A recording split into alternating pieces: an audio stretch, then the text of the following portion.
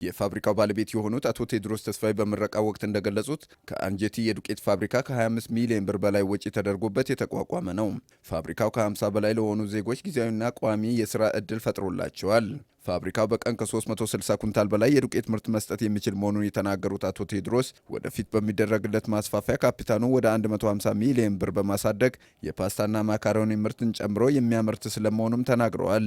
የወላይታ ዞን ዋና አስተዳዳሪ ዶክተር ጌታሁን ጋርደው ፋብሪካውን መርቀው በከፈቱበት ወቅት እንደተናገሩት ፋብሪካው ወጣቶች በአምራች ዘርፍ ገብተው ማምረት እንደሚችሉ ለማሳየት ጥሩ ምሳሌ ከመሆኑም ሌላ የቴክኖሎጂ ሽግግር ማድረጊያም ነው ብለዋል። ዶክተር ጌታሁን አክለውም ፋብሪካው የአርሶ አደሩ ምርት በግብዓትነት የሚጠቀም በመሆኑ የአካባቢው አርሶ አደር በቀጥታ ተጠቃሚ ከመሆኑ በላይ ምርትና ምርታማነት እንዲጨምር ይረዳል ነው ያሉት።